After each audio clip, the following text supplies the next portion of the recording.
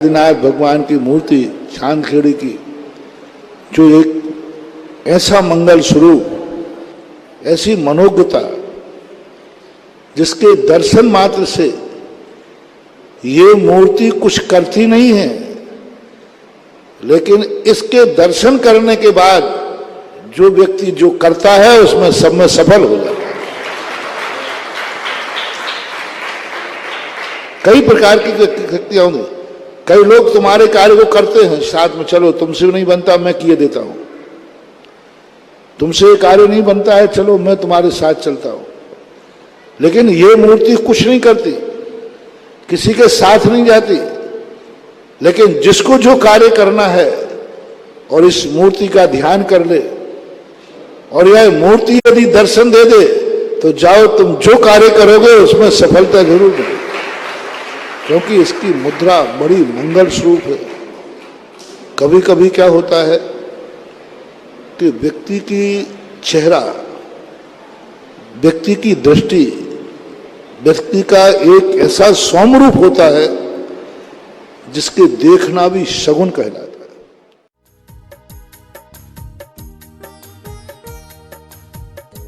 इस कार्यक्रम के पुण्यार्जक हैं श्री आदिनाथ दिगंबर जैन अतिशय क्षेत्र, चांदखेड़ी, खानपुर, जिला झालावाड़, राजस्थान। संपर्क सूत्र हुकुम जैन काका 9414418418, श्री नरेश बैद 9829073295, श्री गोपाल जैन वकील 9414178983, श्री राजेंद्र जैन मैनेजर 9214629719।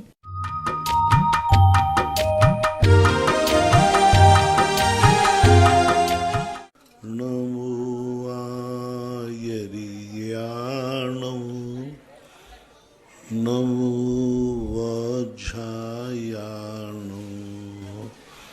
नमो लोये सवशाहूर्णम। पंच परमेष्टि भगवान की, आचार्य श्री गुरुवर कुंद कुंद महाराज की, आचार्य श्री गुरुवर विद्यासागर महाराज की, मुनि पुंगव नलयापक मुनि श्री सुधासागर जी महाराज की, पूज्य मुनिया से पूज्य सागर जी महाराज की। प्रथम जिज्ञासा में सज्जला मेहता, बड़गांव, महाराष्ट्र। गुरुदेव के चरणों में कोटिशा नमन। आपकी जिज्ञासा है, सम्यक दर्शन में चल मल अगाड़ ये दोष सम्यक प्रकृति के उदय में होते हैं, तो ज्ञान मद आदि 25 दोष किस निमित्त से होते हैं? जो मद आदि जो होते हैं ये चारित्र मोहिनी कर्म का विषय है। दर्शन मोहिनी, चारित्र मोहिनी, ये दोनों मोहिनी के भेद हैं, और मोहिनी के भेद होने पर ये एक दूसरे को प्रभावित करते हैं। जैसे मिथ्या ज्ञान को अज्ञान कर देता है, कुज्ञान कर देता है, ऐसे चारित्र मोहिनी कर्म के उदय से मद होते हैं। लेकिन ये के साथ साथ सम्यक दर्शन को भी मलिन करते हैं। कोई भी मैली वस्तु हो तो वह दूसरा यदि उसको स्पर्श करता है तो वह भी मैला होता है। तो ये चारित्र मोहिनी कर्म के उदय से होते हैं, सम्यक प्रकृति के उदय से मद नहीं होते।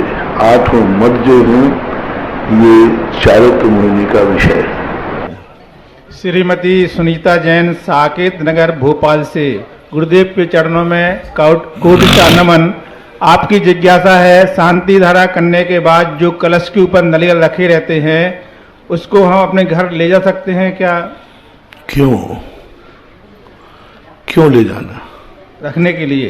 क्यों? तुम लाए हो तो ले जाओ, मंदिर का क्यों ले जा रहे हो?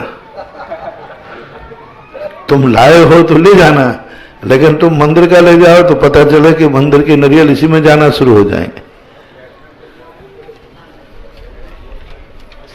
शीलचंद जी, अनौरा, ललितपुर। गुरुदेव के चरणों में कोटिशा नमन। आपकी जिज्ञासा है, पुण्य के उदय से अच्छे भाव आते हैं, या अच्छे भावों से पुण्य की प्राप्ति होती है। पुण्य के उदय से अच्छे भाव आए ये कोई नियम नहीं है। संसार के जितने पाप होते हैं पुण्य के उदय में ही होते हैं। एक भी व्यक्ति कोई भी पाप बिना पुण्य के उदय के कर ही नहीं सकता। यदि वो किसी भी कार्य में सफल हो रहा है पाप आदि करने में तो नियम से उसका पुण्य है। डाका डालने गया सफल हो गया पुण्य का था, नहीं तो पाप का उदय हो तो पकड़ा जाता। तो ये पुण्य के उदय से शुभ भाव हो ऐसा कोई बात नहीं, क्योंकि पुण्य के दो रूप हैं, एक पापानुबंधी पुण्य और एक पुण्यानुबंधी पुण्य। जिसके उदय में पाप के भाव होते हैं वो पापानुबंधी है। हाँ, पुण्य अच्छे भावों के समय पुण्यबंध नियम से होता है, ये निश्चित है। जब भी शुभ भाव होगा तो पुण्यबंध होगा ही होगा, लेकिन पुण्य के उदय में शुभ भाव हो ऐसा कोई नियम नहीं है। वर्षा जैन गोटेगांव, गुरुदेव के चरणों में कोटिशा नमन। आपकी जिज्ञासा है कि जब कभी विधान या अनुष्ठान होते हैं उसमें हम खड़े होकर पूजन करते हैं क्योंकि बैठने में परेशानी होती है, लेकिन जिस समय हवन होता है तो सबको बैठा दिया जाता है, तो वैसे हवन के समय भी हम खड़े होकर हवन कर सकते हैं क्या ऊपर लगा कर? नहीं कर सकते। पूजा अलग है, पूजा स्तुति गान है। स्तुति हमेशा खड़े होकर करने में कोई बाधा नहीं। हवन स्तुति गान नहीं है, पुण्याभूति है, उसे हमें प्राप्त करना है। और उस समय की जो स्थिति होती है वह हमेशा नमस्कार खड़े खड़े नहीं किया जाता, नमस्कार बैठ के किया जाता है और स्तुति खड़े होकर की जाती। पूजा एक स्तुति है, हवन एक नमस्कार के समान हमारी उसकी पूर्ण आहुति है। इसलिए हवन खड़े होकर नहीं करना और पूजा जहाँ तक बने खड़े होकर करना चाहिए। नहीं बनता है तो बैठ के भी कर सकते हैं, क्योंकि शास्त्रों में ऐसा आया है, हम लोगों को भी ऐसा कहा स्तुति खड़े होकर करना चाहिए। लेकिन ऐसा नहीं है कि हम बैठ के नहीं कर सकते। भगवान के सामने हम जब जाते हैं तो हम लोग खड़े होकर स्तुति करते हैं, लेकिन जब भगवान के अभाव में प्रातःकाल हम लोग स्तुति पढ़ते हैं तो बैठ करके ही करते हैं। शंभु स्तोत्र बैठ करके ही पढ़ते हैं। तो ऐसा नियम नहीं है, लेकिन पूजा के समय दोनों कर सकते हो, बैठ करके भी खड़े होकर, लेकिन हवन जो है खड़े होकर नहीं करना, बैठ करके ही करना। नितिन निधि नियति जैन, लागवन परिवार चंदेरी, गुरुदेव के चरणों में कोटिशा नमन।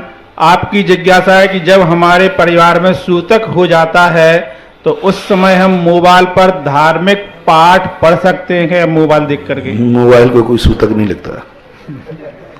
न मोबाइल कभी शुद्ध होता है और न मोबाइल कभी, क्योंकि उसमें मात्र धर्म की ही क्रियाएं नहीं हैं, उसमें और क्या क्या भरा है।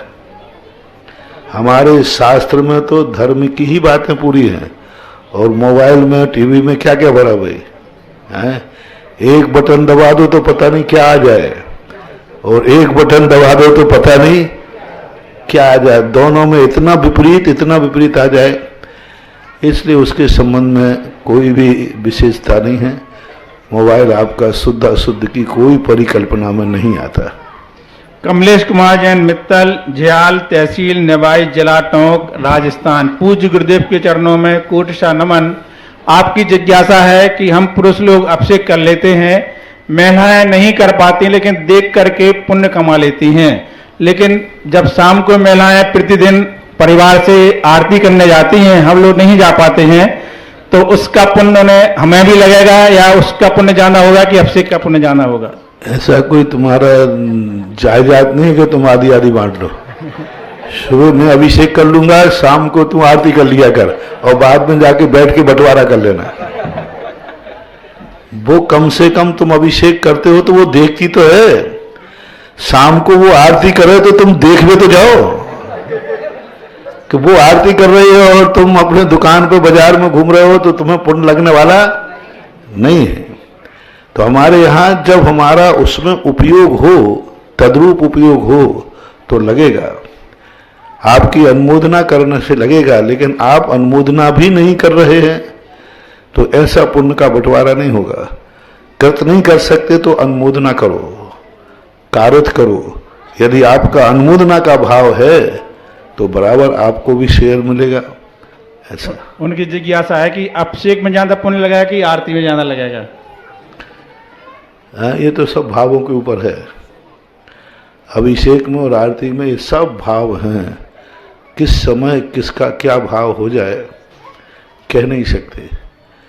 एक मेढक मुंह में पाखुड़ी दबा के जा रहा है, एक पाखुड़ी में उसने इतना पुण्य कमा लिया कि अष्टद्रव्य से पूजा करने वाले भी नहीं कमा पाए। तो ये परिणामों के ऊपर, किस समय क्या परिणाम तुम्हारा है। वैसे नैमित्तिक क्रिया में जो क्रिया जिसके करने योग्य है वह क्रिया करने में पुण्य है। पुरुष अभिषेक करता है तो अभिषेक का पुण्य ज़्यादा है, क्योंकि वो पूजन का एक अंग माना जाता है। महिलाओं को तो वो जो कर रहे हैं उसी में उनको पुण्य है। संजय, अजमेरा, बजाज नगर, औरंगाबाद, महाराष्ट्र। गुरुदेव के चरणों में कोटिशा नमन। आपकी जिज्ञासा है, मैं प्रतिदिन अभिषेक करने जाता था, एक दिन रास्ते में गिर गया, इससे में चोट आ गई है, खून भी निकल आया, तो हम कितने दिनों तक अभिषेक नहीं करें? अब जब तक आप सही ढंग से अभिषेक का कलश नहीं उठा पाओ, जब तक तुम बिना, वो क्या बोलते हैं, सहारा लेते ना, वो बौकर के बिना खड़े नहीं हो सके। जब तक आप बौकर का सहारा ले रहे हैं, सेल्फ खड़े होने लग जाएं और अपने हाथ से उठाने लग जाएं, तब तक नहीं कर सकते। पलस्तर बंधा है तो नहीं कर सकते। यदि घाव से पस आ रहा है या कोई ब्लेड पानी से आ रहा है तब नहीं कर सकते। श्रीमती आरती जैन, ललितपुर। गुरुदेव के चरणों में कोटिशा नमन। आपकी जिज्ञासा है कि मैं उलझन में हूँ। एक ओर मैं और धर्म है, दूसरी ओर समाज और रिश्ते हैं। इनको ना संभालें तो अपयश होता है, और संभालें तो धर्म और सम्यक दर्शन खतरे में है। ऐसे में मैं क्या करूं? कृपया मार्गदर्शन करने की कृपा करें। दोनों प्रतिकूल नहीं है, दोनों को अनुकूल बनाना चाहिए। धर्म ये नहीं कहता है कि तुम समाज से, परिवार से बिगाड़ लो।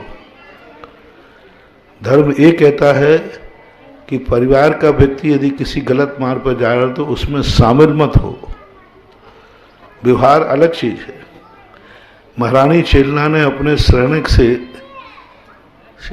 धर्म नहीं बिगाड़ा, उसने अपने धर्म को सुरक्षित किया और संबंध भी नहीं बिगाड़े। कितनी विपरीत परिस्थिति थी और सब कुछ विपरीत था, लेकिन महारानी चेलना ने अपना धर्म नहीं बिगड़ने दिया और अपने परिवार से भी संबंध नहीं बिगाड़े। जो कार्य उनके परिवार में होता था उसमें वो शामिल नहीं हुई, उसकी अनुमोदना नहीं की। सांसारिक संबंध अलग चीज है, पारमार्थिक संबंध अलग चीज है। पारमार्थिक जो संबंध होते हैं उनमें उन कार्यों में शामिल नहीं करना चाहिए। इतना ही यदि आप कर लेते हैं तो धर्म आपका दोनों सद सकते हैं। धर्म के कारण से संबंध मत बिगाड़ो और धर्म छोड़कर के संबंध मत बनाओ। धर्म छोड़कर संबंध बना रहे हो तो तुम बहुत बड़ी गलती कर रहे हो, बहुत बड़ी भूल कर रहे हो। और संबंध छोड़ करके धर्म कर रहे हो तो भूल तो नहीं कर रहे हो, लेकिन परेशानी आ सकती है। रिपीट करता हूं, धर्म छोड़ करके यदि संबंध बनाने की चेष्टा कर रहे हो तो तुम्हारी बहुत बड़ी गलती हो रही है, बहुत बड़ी भूल हो जाएगी। अक्षम्य भूल है, क्षमा नहीं कर पाओगे, उसका फल तुम भोगोगे, सहन नहीं कर पाओगे। अब संबंध तोड़ करके, संबंध बिगाड़ करके धर्म करते हो तो भूल तो नहीं कर रहे हो, गलती तो नहीं कर रहे हो, लेकिन परेशानी का सामना करना पड़ सकता है, परेशानी उठाना पड़ सकती है। भूल नहीं है, क्योंकि संबंध छोड़ करके धर्म करना, सुकौशल ने संबंध तोड़ करके धर्म किया तो कोई भूल नहीं की, लेकिन संकट आया, उस जीव ने उन्हें शेरनी बन करके खाया, तो संकट आ सकता है। इसलिए संबंध, संकट को झेलने की क्षमता है तो संबंध बिगड़ो तो बिगड़ जाने दो। और झेलने की क्षमता नहीं है, ना संबंध तोड़ना है ना धर्म छोड़ना है, तो महारानी चेलना का अनुकरण करो जैसा उसने अपना जीवन व्यतीत किया। संजय जैन, 2 प्रतिमाधारी, आधारताल, जबलपुर। मेरे भगवान गुरुदेव के चरणों में अनंत अनंत कोटि सा नमन। उपशांत, आपकी जिज्ञासा है, उपशांत मोह गुरुस्थान की विशेषता है कि इस पे चढ़ने वाला नियम से नीचे गिरता है, और इसमें ये भी लिखा हुआ है कि अगर मरण हो गया तो नियम से 100,000 से लेकर सवार सिद्धि तक जा सकता है। तो इनकी जिज्ञासा है कि मरण करने वाला इतने ऊपर कैसे चला जाएगा जब गिरता है? तो उस समय मरण करते समय इसलिए जाएगा क्योंकि उसकी उस समय विशुद्धि है, परम सुखलेशा में स्थित है। तो मरण करते समय जीव वहीं जाता है जहां उसकी लेशा होती है, यानी 12वें स्वर्ग से नीचे उसका जन्म नहीं हो सकता, बल्कि 12वें से ऊपर ही जाएगा, क्योंकि उसकी लेशा परम सुख लेशा है। गिर सकता है, अभी गिरा तो नहीं है ना। 11वें गुण स्थान से गिर सकता है, लेकिन गिरा तो नहीं अभी है, तो 11वें गुण स्थान में यथाख्यात चारित्र है, कसायों से रहित है, परम शुद्ध विशुद्ध लेशा परिणाम है। गिरेगा ये नियम है, लेकिन जिस समय वो मर रहा है 11वें गुण स्थान में, उस समय वो गिरा हुआ नहीं, विशुद्ध है, इसलिए वह ऊपर जाकर के जाता है। हाँ, गिर जाएगा तो नीचे यदि दूसरे गुण स्थान में आकर मरता है तो वह एक इंद्रियों में पैदा हो जाता है।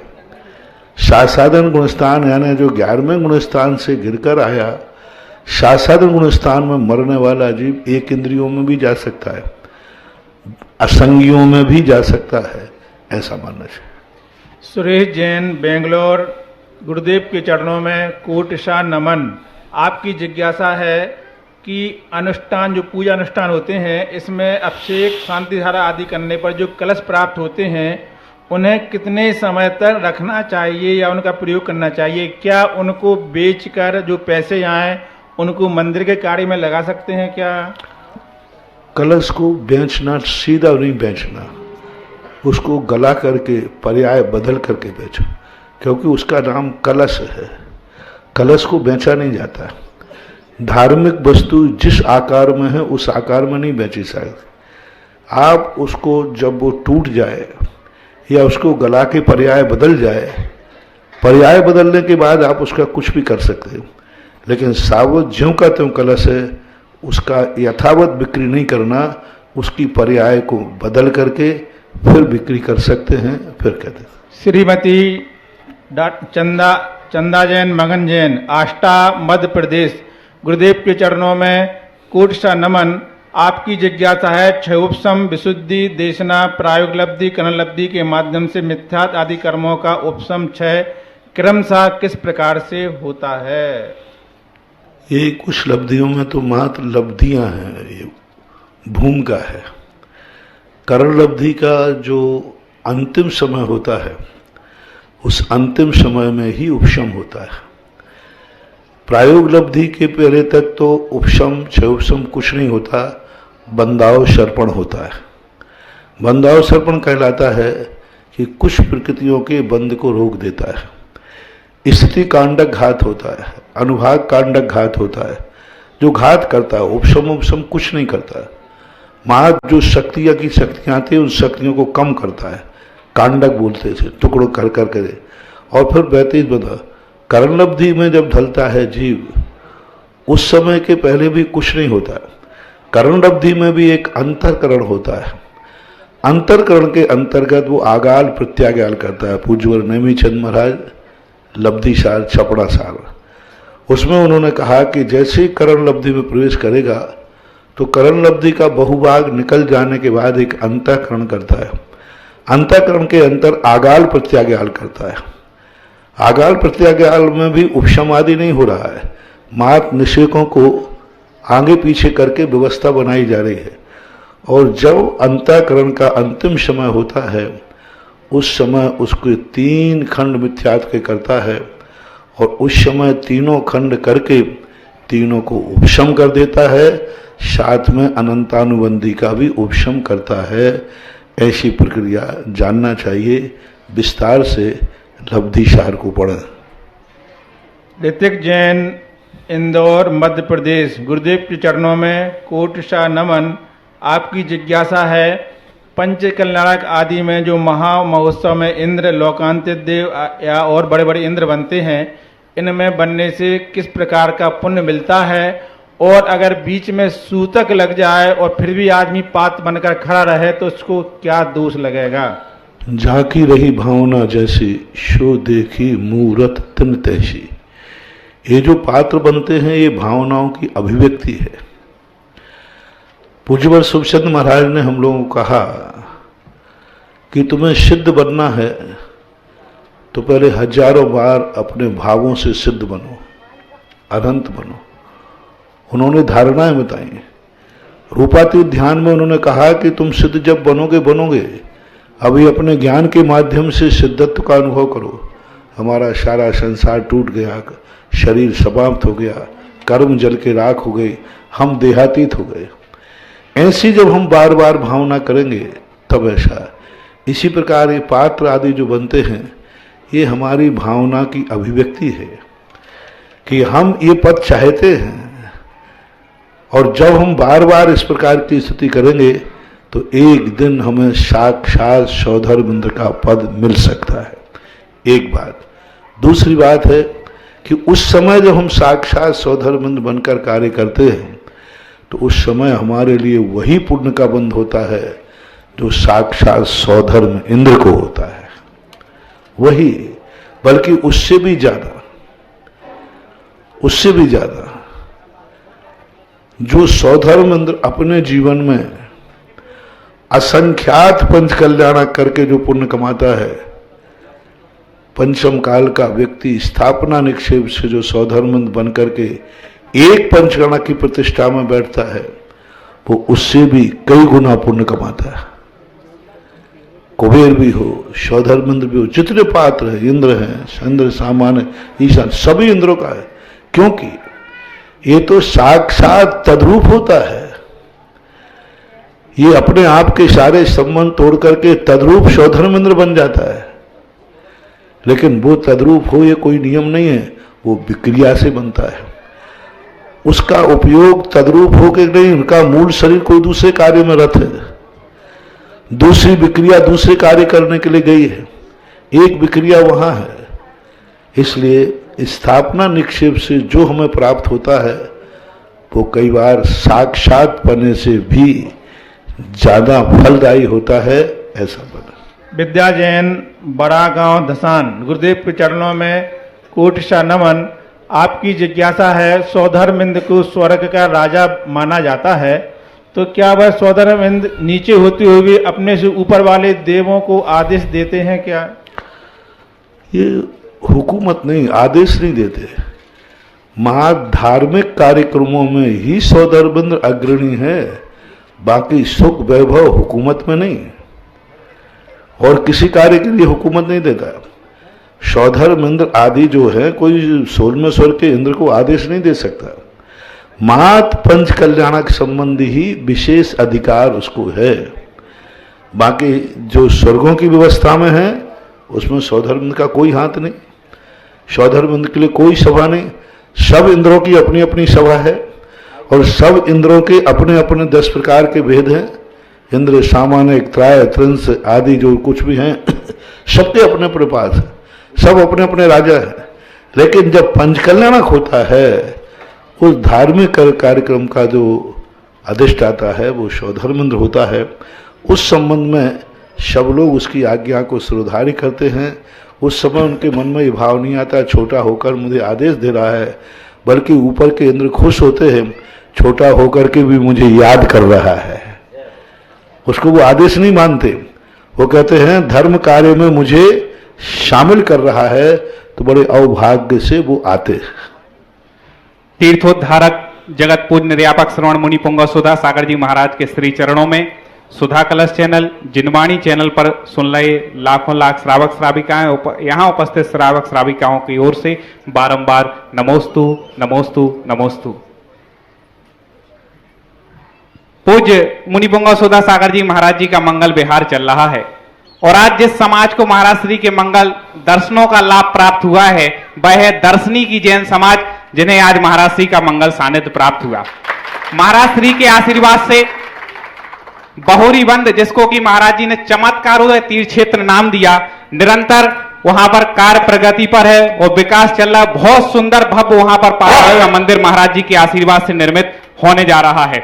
उसी में संरक्षक सदस्य के रूप में एक कलश की राशि जिन्होंने दान देकर के आज जो जुड़ रहे हैं, श्री ऋषभ जी जैन चंदेरिया कोतमा, श्री रश्मि ऋतु जी जैन एडवोकेट कोषाध्यक्ष state bar association Madhya Pradesh, Shri कंछेदी Lal ji Jain Sahajpur, Shri Anil Jain Vidyasagar road पे नागपुर, श्री अरुण जी सिंघई सिहोरा, श्री नवीन जी सुभाष चंद जी जैन सिहोरा, श्रीमान प्रकाश चंद जी जैन अमित जी जैन खितौला, श्री मयंक जी जैन रविंद्र जी जैन खितौला। और दर्शनी से ही आज ही के दिन जब महाराज जी का मंगल पदार्पण हुआ तो परम पूज्य प्रभास सागर जी महाराज जी के ग्रस्त अवस्था के परिवारजन श्रीमान सुरेंद्र कुमार जी, सत्येंद्र कुमार, शैलेंद्र कुमार जी दर्शनी वाले भी परम संरक्षक के रूप में बहोरीबंद तीर्थ क्षेत्र से जुड़ रहे हैं। और भी जिन महानुभावों की भावना बने वह बहोरीबंद में एक कलश की राशि के माध्यम से वहां के परम संरक्षक और ट्रस्टी बन सकते हैं। महाराज श्री आपके मंगल आशीर्वाद से 260 सदस्य अभी बताया है कि महाराज श्री के आशीर्वाद से संरक्षक सदस्य 260 हो गए हैं और पूरे देश की समाज एकजुट हो जाए और महाराज जी के आशीर्वाद से 1008 सदस्य बहोरीबंद तीर्थ क्षेत्र के हो। 1008 शांतिनाथ भगवान वहां विराजित हैं तो 1008 सदस्य श्राविकाओं को भी महाराज जी ने आशीर्वाद दे दिया कि वो भी इस नियम के अनुसार विधि के अनुसार जुड़ सकती हैं। अब महाराज श्री आपके मंगल आशीर्वाद से पूरे देश के लिए एक बहुत अच्छी सौगात मिली 12 वर्षीय पाठ्यक्रम की। जो लोग धर्म को नहीं जान सकते थे वो स्वाध्याय से कैसे जुड़े, उसके लिए महाराज जी के आशीर्वाद से सांगानेर संस्थान के द्वारा 12 वर्षीय पाठ्यक्रम चालू हुआ। और जैसे ही चालू हुआ महाराज जी जितने भारत देश में जहां जहां भी समाज है, यहां तक कि विदेशों के लोग भी इससे जुड़े और अध्ययन कर रहे हैं। परसों उनका पेपर है, 10 अप्रैल को दोपहर में 1 बजे पेपर है। कई लोगों की सूचना आ रही कि हमें रोल नंबर नहीं मिल पाए तो क्या हम पेपर ना दें, तो सांगानेर संस्थान से वो महाराज जी के आशीर्वाद मिला और ये सूचना मिली कि पेपर सब लोग दें।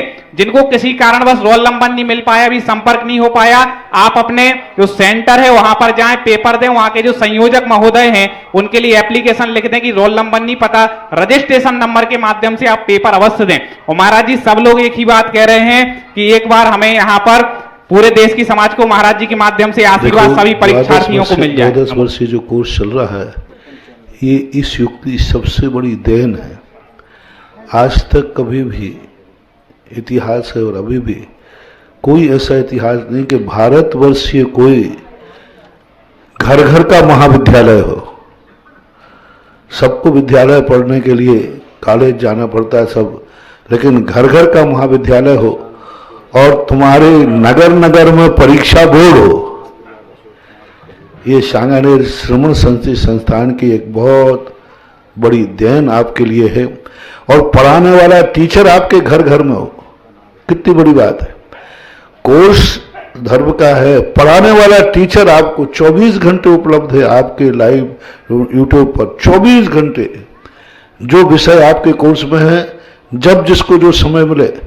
कॉलेज जाने वाले को तो समय सेट है, इतने बजे ही पढ़ाया जाएगा, लेकिन इस कोर्स का तो जब तुम बटन दबाओगे तब तुम्हारे लिए एक टीचर संस्थान का पढ़ाते हुए मिलेगा। जो श्लोक पढ़ना हो जहां तुम्हारा हो, इतनी सुविधा मुझे नहीं दिखता है कि भगवान महावीर स्वामी के बाद कभी हुई हो। हाँ, महावीर स्वामी के 2500 वर्ष में तो कि घर घर 24 घंटे टीचर उपलब्ध है। जब चाहो पढ़ते पढ़ते अटक गए तो मास्टर साहब रुक जाएंगे, बटन बंद कर दो। और थोड़ी बहुत नींद आ रही तो नींद ले लो, फिर चालू कर दो। 24 घंटे उपलब्ध है। कितनी मेहनत संस्थान में हो रही है। वहां पर एक एक विद्वान को लगाया गया, वो विद्वान बैठ करके उस ग्रंथ के ऊपर पूरा तैयार करता है। शब्दार्थ, अन्वयार्थ, भावार्थ समझाने का पूरी तैयारी वहां होती है। ऐसे नहीं तुम्हारे लिए कोर्स तैयार किया, वहां कितनी तैयारी होती है, अलग से डिपार्टमेंट है और इसी कार्य में वो लगे रहते हैं। अब एक ग्रंथ को किसी को समझाना पढ़ाना कितना कठिन होता है, तो वो बहुत बड़ा कार्य है। तो आपको पढ़ाने वाला भी है, पढ़ने वाले ग्रंथ आपके पास भेजे जाते, आप उपलब्ध करते हैं, और उसके बाद आपको पढ़ना है तो परीक्षा जरूर देना। ये जरूर मत समझो कि तुम अच्छे नंबरों से आओ, ये समझो कि हमने परीक्षा दी है। कम नंबर आएंगे तो कोई बात नहीं, नंबर तो आएंगे, 10 नंबर मिलेंगे तो कम से कम 10 मिले तो सही। इसलिए महिला पुरुष वृद्ध लोग परीक्षा देने से पीछे ना हटे। कम से कम और कुछ बने या नहीं बनेगा, लेकिन वहां बैठ करके पेपर पढ़ने का सौभाग्य तो मिलेगा। पेपर पढ़ लेना और नीचे लिख देना हमें कछु नहीं आऊ थे, हमें कुछ नहीं आया। एक राजस्थान में एक कहावत है, निहाल जी पहाड़िया सुनाते हैं, संबल से इतला पाई। संबल होता था पहले अंग्रेजों के समय, तो वो अंग्रेजों में होता था, संबल से इतला पाई, समझ में कुछ नहीं आई, हस्ताक्षर निहाल चंद हलवाई। तो यही लिख देना, पेपर पाया, पेपर पढ़ा, समझ में कुछ नहीं आया, लेकिन परीक्षा में बैठो तो सही। कम से कम आज नहीं आएगा, कल आएगा, कल नहीं आएगा, परसों आएगा। अभ्यास नहीं छोड़ना चाहिए। जितने भी लोग द्वादश परीक्षा में जितने लोग बैठेंगे उन सब के लिए मेरा दोनों हाथ से आशीर्वाद है कि आप लोग अच्छी परीक्षा दें। और जो समस्याएं हैं वहां आपके लिए देखो कितने, अब इन पूरे भारतवर्ष के अंदर कितने टीचर जाएंगे परीक्षा लेने के लिए, कितनी तैयारी चल रही। अब पूरे भारतवर्ष में जहां 50 विद्यार्थी से अलग हैं वहां परीक्षा बोर्ड है। सैकड़ों विद्वान अपनी परीक्षा के लेने के लिए निकल चुके हैं, और वो आपके जहां बोर्ड बनाया गया वहां पहुंचेंगे, और आपकी जो समस्या हो वो वहीं के वहीं तुरंत हल करेंगे। क्योंकि इतना बड़ा पूरे भारतवर्ष का हजारों का नेटवर्क है, चूक हो जाती है आपकी समस्या वहीं निपट जाएगी, और वहीं वे तात्कालिक आपको रोल नंबर दे देंगे और आप परीक्षा देवें। महाराज श्री का आशीर्वाद तो मिल ही गया है। अब निश्चिंत होकर के परीक्षा के पहले महाराज जी का नाम लें और आप अपना पेपर देना शुरू कर दें। निश्चित रूप से अच्छा होगा। नंबर कितने ही आए, महाराज जी हमेशा ये कहते हैं कि आपका कम से कम स्वाध्याय तो हुआ। और इसी क्रम में अभी यहीं के यहीं तुरंत एक नाम प्राप्त हुआ है चमत्कार उदय तीर्थ बहुरी वन से जुड़ने के लिए श्रीमान उत्तम चंद जी जैन दर्शनी, ये परिवार भी संरक्षक सदस्य के रूप में यहाँ पर जुड़ गए हैं। महाराज श्री के आशीर्वाद से चांदखेड़ी में जो शांति धारा होती है उसका पुण्यार्जन किया है श्रीमान सुरेश चंद मितुल जी, श्री सुशांत दीपेन जैन मावा वाले झांसी, श्री नाथूलाल जी, अशोक कुमार जी सजरा वालेस, अनुराग पुलकित चावला परिवार कुम्हाड़ी वाले कोटा, कनाड़ी वाले कोटा, इन्होंने ये परम सौभाग्य प्राप्त किया है महाराज श्री के आशीर्वाद से। और कई लोग ऑनलाइन जिज्ञासा भी भेजना चाहते हैं तो आपको सुधा कलश ऐप डाउनलोड करना है और वहां पर लिखा रहता है जिज्ञासाएं यहां भेजें, उस पर क्लिक करके आप अपना नाम लिखें, अपनी जिज्ञासा लिख करके वहां सेंड कर दें तो आपकी जिज्ञासाएं ऑनलाइन भी पूछी जा सकती हैं। अब जिज्ञासा के लिए श्रीमती अंजलि जी, निशा जी जैन और मनोज जी तैयार रहें। दीदी मनोज जी जैन तैयार रहेंगे, जल्दी जल्दी। हेलो,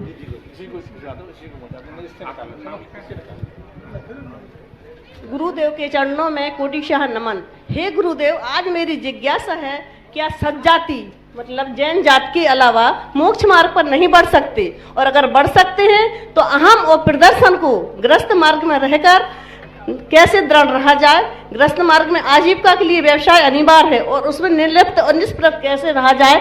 समाधान कीजिए गुरुदेव। देखो, मोक्ष मार्ग 2 प्रकार का होता है। मैंने कल भी ये प्रश्न आया था, एक अनुष्ठानात्मक और एक भावात्मक। तो भावात्मक जो धर्म है वो तो कोई भी बढ़ सकता है, पशु भी बढ़ सकते हैं, चांडाल भी बढ़ सकते हैं, धीवर भी बढ़ सकते हैं, मातंग भी बढ़ सकते हैं, चांडाल सब भावात्मक। लेकिन अनुष्ठानात्मक जो धर्म होता है उसके लिए कुछ व्यवस्थाएं बनाई गई हैं, क्योंकि आज वर्तमान में बहुत सारी विसंगतियां हैं। राजतंत्र नहीं प्रजातंत्र है, तो प्रजातंत्रों के समय पर कुछ ऐसे नियम बनाए गए जिन्हें अनुष्ठान में शामिल नहीं किया जा सकता। आहारचर्या में शामिल नहीं किया जा सकता।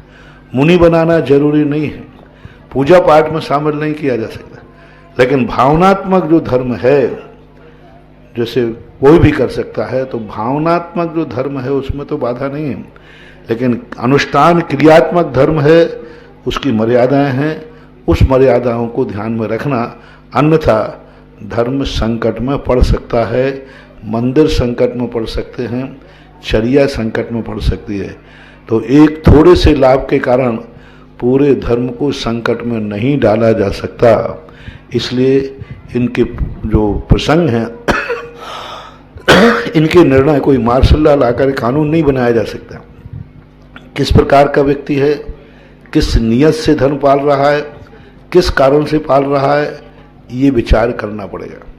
एक व्यक्ति आई, बोले महाराज जी मैं जैन धर्म बहुत अच्छे लगते हैं, आप महाराज लोग भी बहुत अच्छा लगते हैं, सब अच्छा लगते हैं, इसलिए मैं जैन धर्म पालना चाहती हूँ, हमें स्वीकृति दी जाए, हम आपको आहार भी देना चाहते हैं और इंद्र रानी भी सब बनेंगे। जैन धर्म बहुत अच्छा है, खूब प्रशंसा की, और अब मैं शादी और जैन बच्चे से शादी करना चाहते हूँ।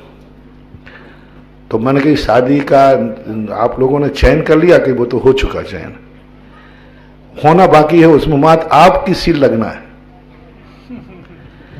आप हाँ कह दें तो हम दोनों परिवार वाले माता पिता सब तैयार हैं, और आपकी सील लग जाए बस हम धर्म पालेंगे। तो मैंने कहा बेटा इतना बता दो, यदि ये शादी नहीं हुई तो फिर तुम धर्म पालन करोगे क्या? बोले महाराज फिर काय को करेंगे?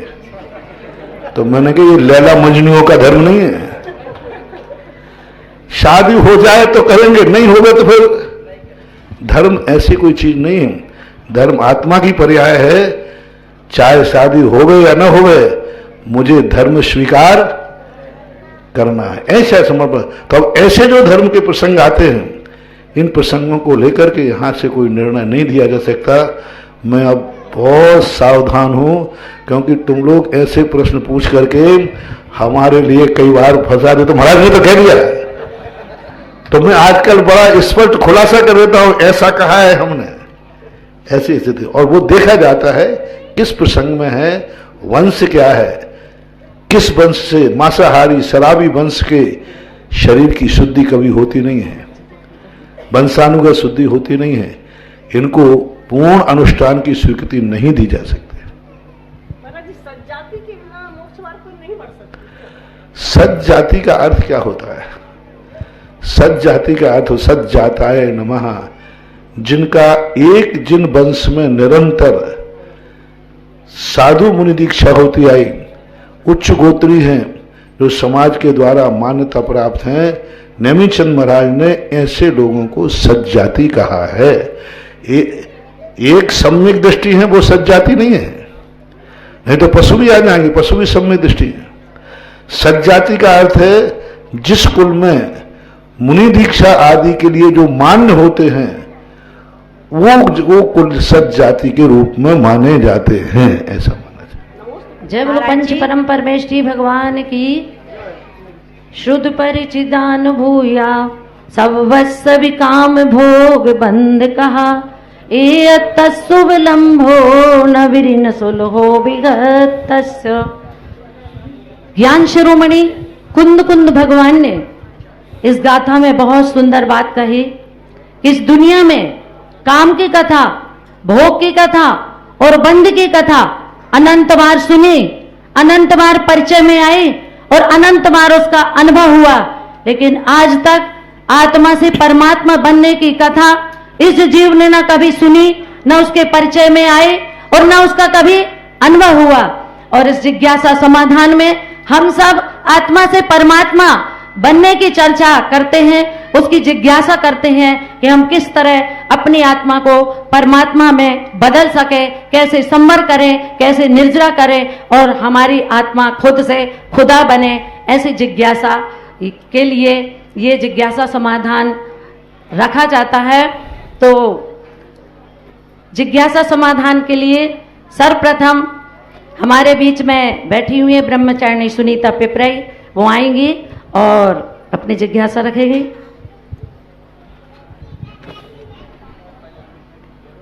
पूज्य मुनि श्री जी के चरणों में कोटिशः त्रैकाल नमोस्तु नमोस्तु नमोस्तु। महाराज श्री जी, मेरी जिज्ञासा है, अज्ञान का अभाव कैसे हो?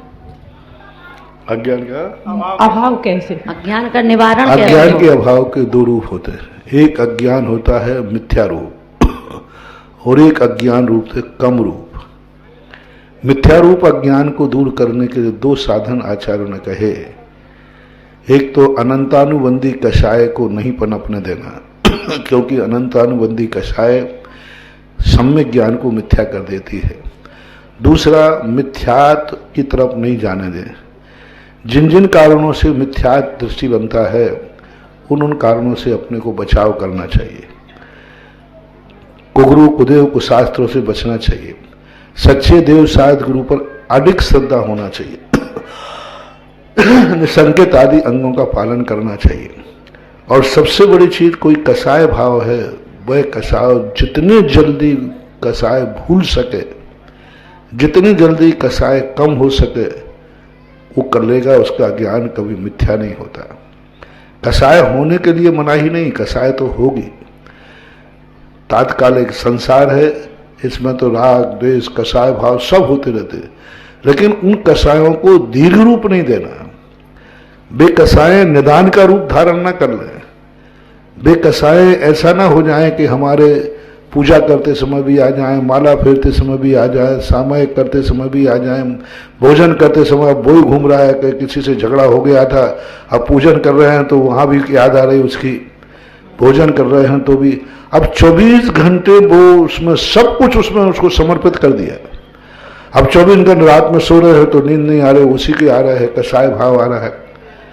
तो ऐसा राग का परिणाम भी या कसाय का परिणाम, दोनों। ऐसा राग न पूजन करने दे रहा है, न भोजन करने दे रहा है, न कुछ भी नहीं करना 24 घंटे। ऐसा राग और द्वेष, ऐसे क्रोध मान माया लोभ जो हमें 24 घंटे निरंतरता प्रदान करता है, उससे ज्ञान अज्ञान हो जाता है।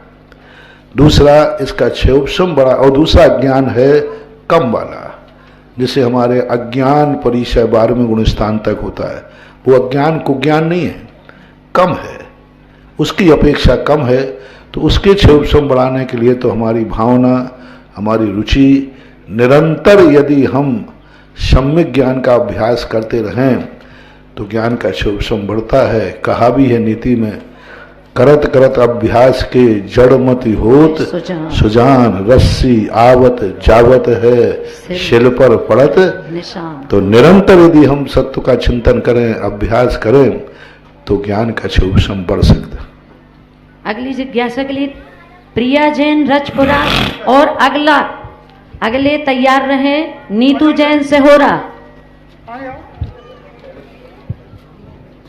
अगली जिज्ञासा के लिए भी तैयार रहे नीतू जैन। जल्दी, इतना गैप नहीं करें। जल्दी। महाराज जी नमोस्तु। मेरी जिज्ञासा आज की ये है कि वैराग्य कैसे प्राप्त होगा? वैराग्य कैसे प्राप्त होगा?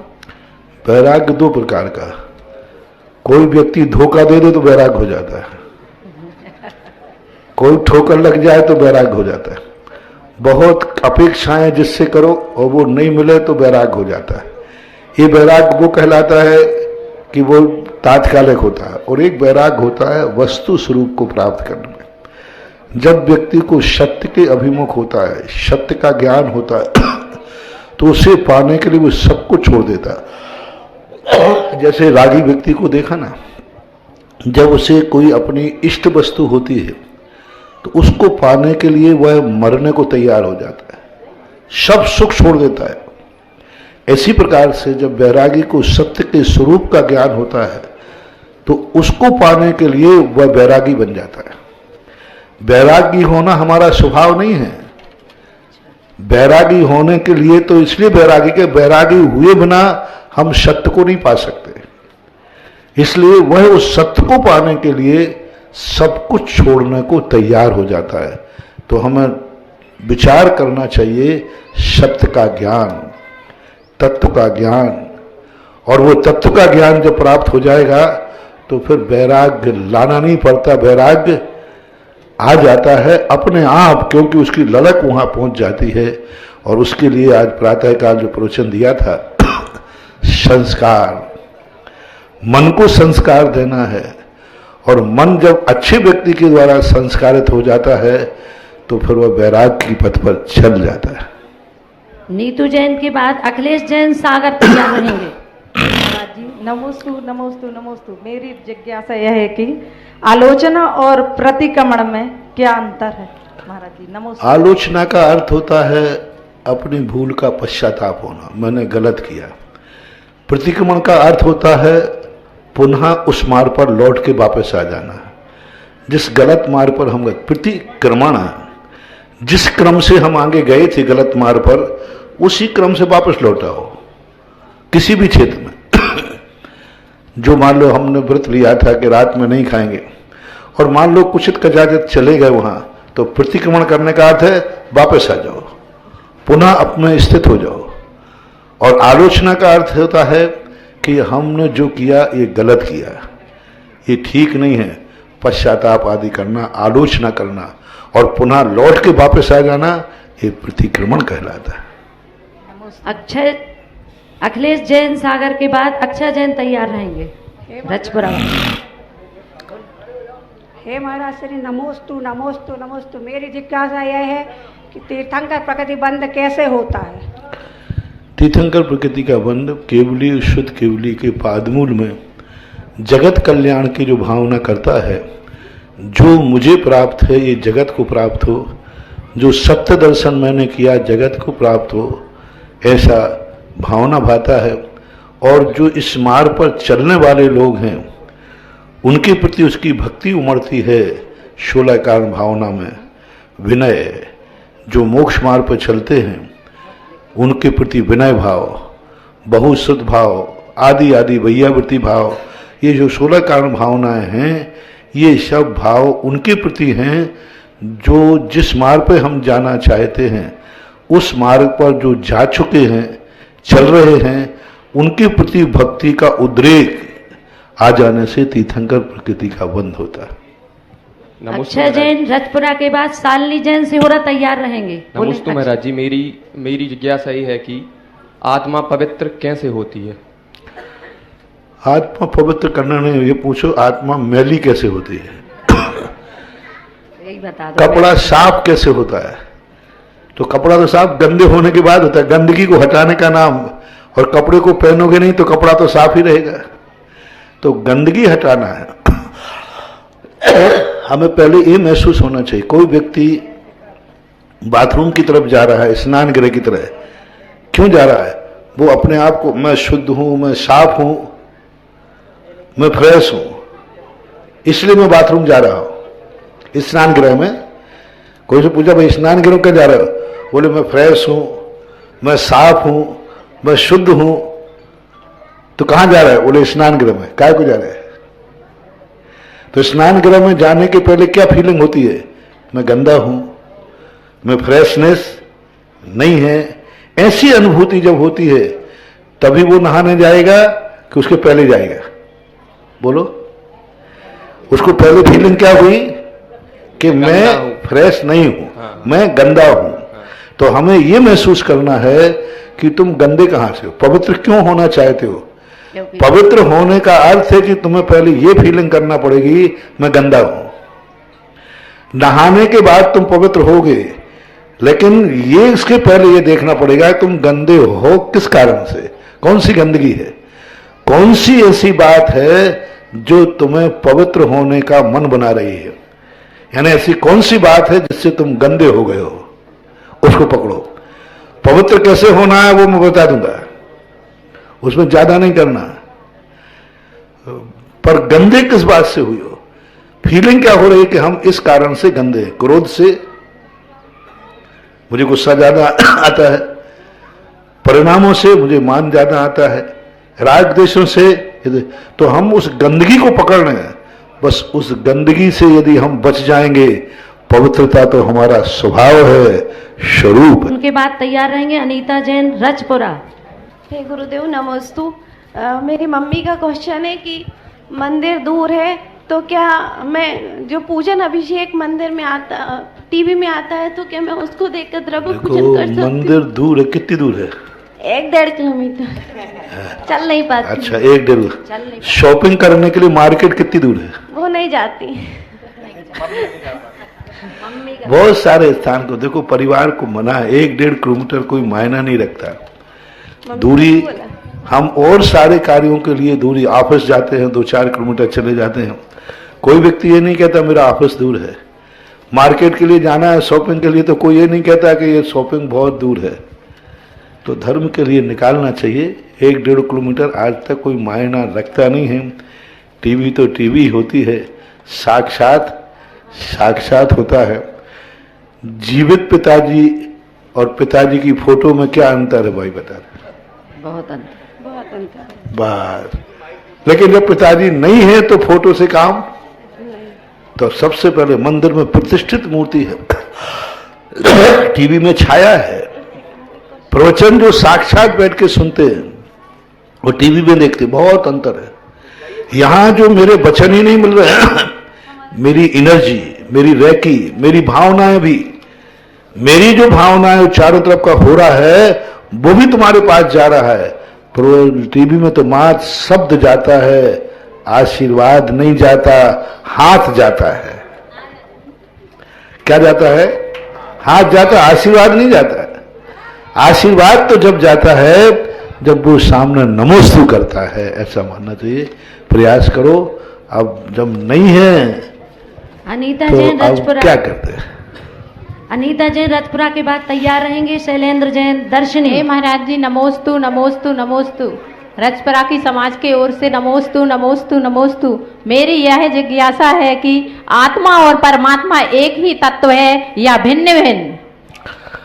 आत्मा और परमात्मा तो एक ही तत्व माना जाता है, उसकी श्रेणी है।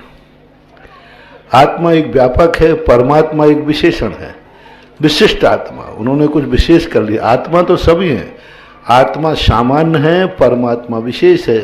परमात्मा के साथ भी तो आत्मा लगा हुआ है, इसलिए आत्मा एक व्यापक है, परमात्मा एक विशेषण है, योग्यता। उन्होंने अपनी आत्मा में कुछ ऐसी विशेषता पाई है कि वो परम यानी श्रेष्ठ माने जाते हैं। शैलेंद्र जैन दर्शनी।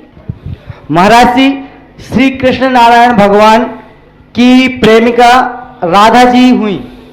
राधा जी को एक बार घमंड हुआ कि वो श्री कृष्ण नारायण भगवान को सबसे अधिक प्रेम करती हैं। श्री कृष्ण नारायण भगवान के सामने यह चुनौती थी कि वो राधा जी के इस घमंड को कैसे तोड़े। तब श्री कृष्ण नारायण भगवान ने एक रेखा खींच दी और उस रेखा को इतना पावरफुल बना दिया कि जो राधा जी से ज्यादा प्रेम करती हो वो ही इस रेखा को पार कर सके, तब पार कर सके। तब श्री कृष्ण नारायण भगवान ने बंसी बजाई और राधिका सभी गोपियां आई। तब सभी गोपियों ने उस रेखा को पार कर लिया। तो राधा जी का घमंड टूट गया। बता इससे, तेरी कोई राधिका तो नहीं है? नहीं महाराज जी, राधिका बिल्कुल नहीं है। तो महाराज जी, हमारे धर्म गुरु और हम अपने धर्म को कितना प्रेम करते हैं, इस बात का कैसे निर्धारण हो और वो उसकी क्या रेखा होनी चाहिए? उदाहरण थोड़ा विषम है, क्योंकि जैन दर्शन के अनुसार कृष्ण जी की कोई प्रेम का नहीं थी, वो नारायण थे। और नारायण होने के कारण कभी भी वो अपने जो विवाहित स्त्रियां हैं उसके अलावा कोई भी स्त्री नारायण के पास नहीं होती। विवाहित स्त्रियों के अलावा जैन दर्शन के अनुसार नारायण पदधारी कभी इस प्रकार का कोई उल्लेख नहीं मिलता। और एक उल्लेख मात्र पृथ्वी नारायण का मिलता है रावण के संबंध में, वो एक अपवाद मार्ग है। सामान्यतः नारायण हो, पृथ्वी नारायण हो, जितने हो, ये प्रायः सुदार, संतोष, व्रत जैसा इनका रहता है, वृत्ति नहीं होते। तो इस प्रकार की जैन दर्शन में तो ये कहानी है नहीं। वैष्णव दर्शन में इस प्रकार के प्रसंग आए हैं, वो वहाँ की घटनाएं थोड़ी सी अलग ढंग के। दूसरी बात रही धर्म की दृढ़ता की बात, तो धर्म की दृढ़ता के संबंध में इतनी दृढ़ता आती है तो अच्छी बात है, आना चाहिए। तो ऐसी दृढ़ता यदि आ जाती है, पर धर्म की जो श्रद्धा है वो श्रद्धा लक्ष्य में अंतर रहेगा। वहाँ का समर्पण में और यहाँ के समर्पण में अंतर है। वहां किसी को पाना है, यहां कुछ होना है। वहां किसी को पाना है और यहां कुछ होना है। यहां का अर्थ है यहां कुछ होना है, मुझे कुछ बनना है, इसकी दृढ़ता। हमें कुछ पाना नहीं है। हम जो संकेत अंग आदि हमारे यहां है वो भगवान को पाने के लिए नहीं है, अरहंत को पाने के लिए नहीं है, अरहंत बनने के लिए है। कितना अंतर है? अरहंत को पाने के लिए दृढ़ करना, वहां तो वो किसी को पाना चाहते हैं, इसलिए उनकी दृढ़ता है। यहां कुछ होना चाहते हैं, मैं अरहंत बनूं, इसलिए ये अंतर आ जाता है। दोनों के उदाहरण बहुत विषम है, बहुत विषम है। तो महाराज जी वो रेखा कैसे निर्धारित हो कि हम अपने धर्म मैं कहता हूं यहाँ कुछ होना है, वहां कुछ पाना है, इतना अंतर। शशि जैन रांझी के बाद तैयार रहेंगी ब्रह्मचारिणी प्रभा दीदी कटंगी। मुनि श्री के चरणों में तेरहवां नमोस्तु नमोस्तु नमोस्तु।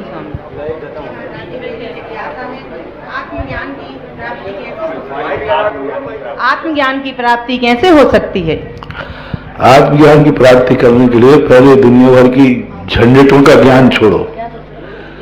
जब संसार की झंझटें छूट जाएंगे तो आत्मज्ञान तो हमारा स्वभाव है। तो दुनिया का ज्ञान जब रुक जाता है वहां से आत्मज्ञान चालू होता है। नमोस्तु महाराज जी, नमोस्तु। पूज्य मुनि सुधा सागर महाराज जी के चरणों में एवं पूज्य सागर महाराज जी के चरणों में बारंबार नमोस्तु। हम दर्शनी नगरी के जन्मे प्रभात सागर महाराज जी के परिवार से पूज्य अभय सागर महाराज जी के जो संग में हैं, हम परिवार वालों का धर्म के प्रति आगे बढ़ने के लिए क्या कर्तव्य बनता है महाराज जी? जो प्रभात सागर जी ने किया वो तुम लोग करो। तो नहीं तो महाराज जी मुनि महाराज तो नहीं बन सकते। जब तक नहीं बने तब तक के लिए अपने ग्रस्त जीवन का, सत श्रावकों का, अपने कार्यों का पालन करो। ब्रह्मचारिणी प्रभा दीदी कटंगी, दे दो उधर माइक। अगले तैयारी मोनिका जैन सागर। मुनि श्री सुधा सागर जी महाराज की जय। परम पूज्य सागर जी महाराज की जय। मुनि श्री, मोह और राग में क्या अंतर है? मोह और राग में क्या अंतर है? मोह और राग में अंतर। मोह और राग, मोह दो प्रकार का। मोह विपरीत भी होता है और राग जो है अपने स्वार्थ की पूर्ति कराने में होता है। मोह में व्यक्ति स्वार्थ की पूर्ति करे, कोई नियम नहीं है, वो उल्टा चलता है। और राग में जो व्यक्ति है अपने स्वार्थ की पूर्ति जिसमें होती है उससे राग होता है, ऐसा मानना चाहिए। तैयार रहेंगे निमित्त जैन से हो रहा।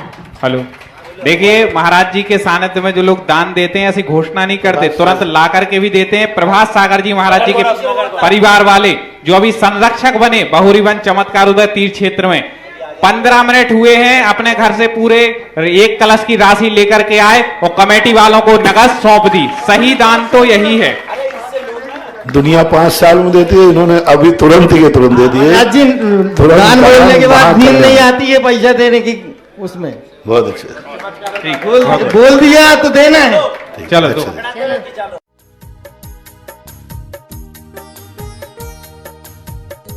इस कार्यक्रम के पुण्यार्जक थे श्री आदिनाथ दिगंबर जैन अतिशय क्षेत्र चांद खेड़ी खानपुर, जिला झालावाड़, राजस्थान। संपर्क सूत्र हुकुम जैन काका 9414418418। श्री नरेश बैद 9829073295। श्री गोपाल जैन वकील 9414178983।